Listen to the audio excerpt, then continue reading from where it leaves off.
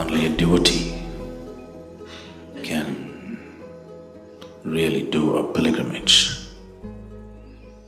When I say devotee, I'm not talking about you going to the temple, church or mosque. Devotion is not about some god somewhere. The word devotion comes from the word dissolution. If you learn to slowly dissolve yourself, if you learn to keep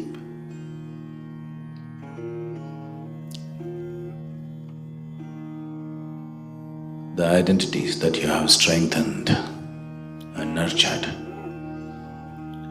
for your survival process, if you can keep those things aside and just be here, this is devotion. Devotion is the utmost sweetness that a human being is capable of gathering within himself. When we utter the word devotion, generally the question is, where should it be directed?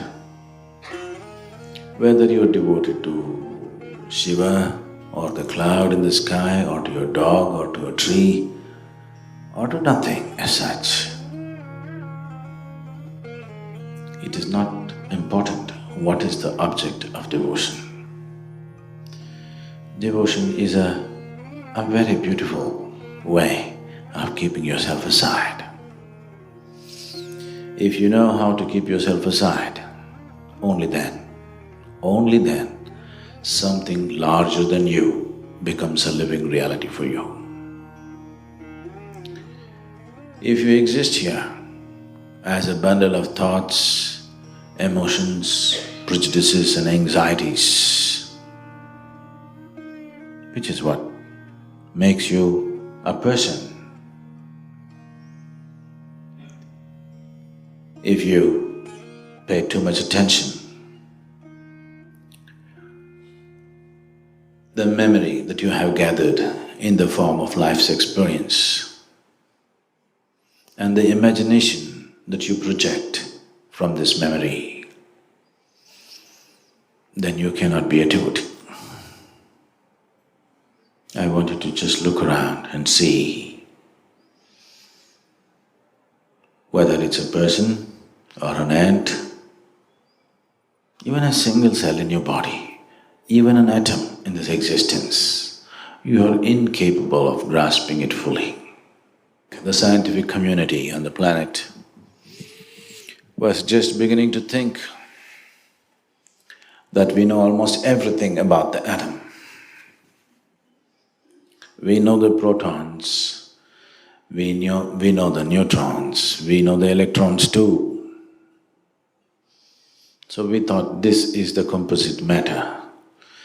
If we get this, we've gotten the basic unit of creation.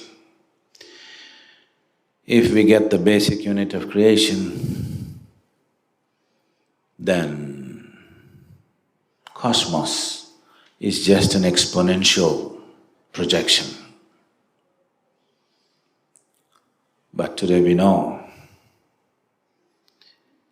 in the atom, apart from these three aspects of proton, neutron, electron, there is something else which is the driving force, which even creates these protons and neutrons and electrons. Unable to describe it because there is no grasp of what that something else is, they're beginning to call it the dark matter or the dark energy. So, this is true with an atom, this is true with the whole cosmic space. There is a basic substance, or there is a basic scape which is beginning to be described as dark energy, which is the basis of everything that's happening. It's in the lap of that dark energy. Creation has happened. So this energy, which is the basis of creation, but you never get to see or hear or feel, that here we call it Shiva. Shiva means that which is not.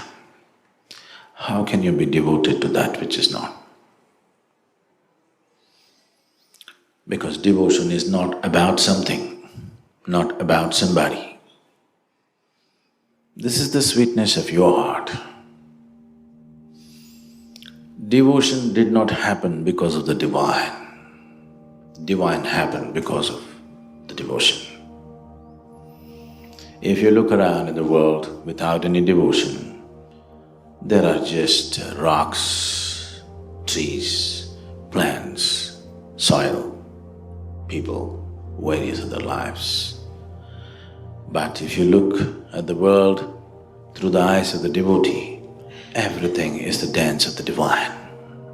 If everything that you have created has been kept aside, your thought, your emotion, your ideas, your ideologies, your philosophy, your religion,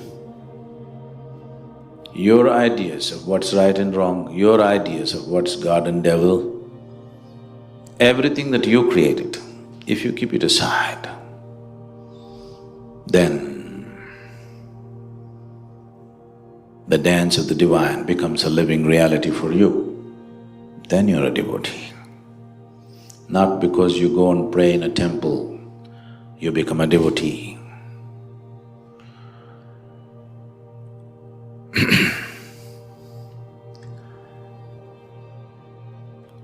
So,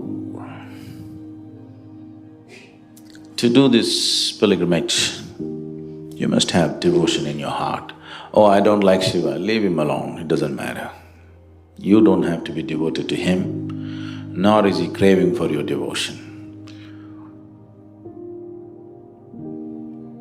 Nor am I craving for your devotion, because your devotion makes difference only for you.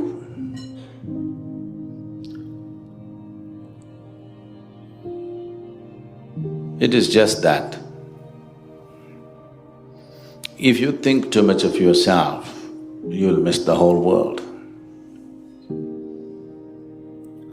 And whatever you can think is essentially from your perspective, there is no other way to think. So if you can just go about like this, what you think is not important. What you feel is not important. It doesn't matter, Shiva came in front of you, still it's not important. You just keep going, soaking in the Creator's creation, not allowing your creation to stand up taller than the Kailash. You know, your creation is far bigger than the Creator's creation right now in your life, isn't it so? What you think and feel is more important than the world itself, than the cosmos itself. In this kind of condition, you will not feel anything other than your body, which is just but soil. It's nice, I'm not against the body, it's good.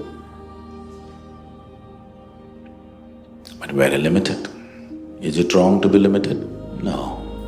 It's not a crime, but it's just limited. But once you come as a human being, there's something within you which does not like limitations.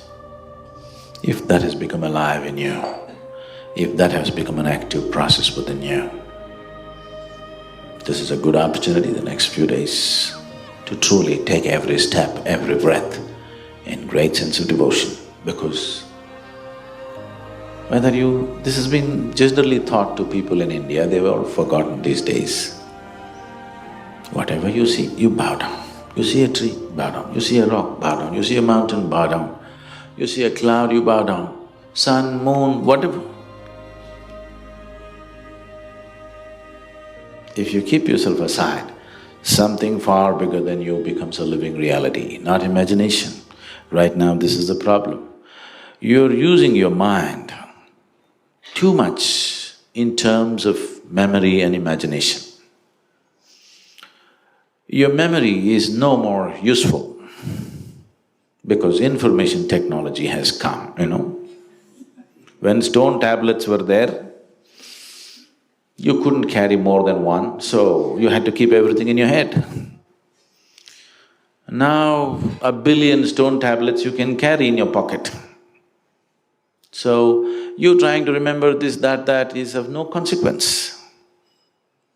Imagination is just a projection of the memory, an altered projection of the memory. Unfortunately, education systems have trained people mainly to use their memory and imagination. Examination means what? Just remembering.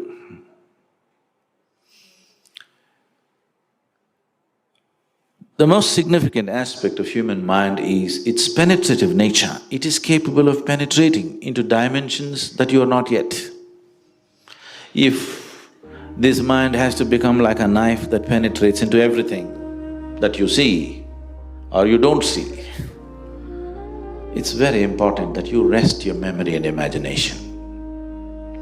Your family, your friends, your religion, your gods, your philosophies, everything is just memory, isn't it? No? So please rest your memory. If you rest your memory, your imagination also will naturally rest. If these two things are rested and you're still alert, then mind becomes a great tool of penetration. It takes you, it opens doors that you had never opened till now. So devotion means just that. A man who's a thinking man, who's intellectual, looks at a devotee who closes his eyes and stands like this as an utter idiot. But what he does not know is, he's just rolling in his own filth all his life. Whatever filth he's gathered in the form of memory, all his life he rolls only in that, nothing else. Because his mind works between memory and imagination. A devotee is not rolling in his own filth. He's kept his filth aside. His mind has become penetrative. He perceives that which a thinking man can never perceive.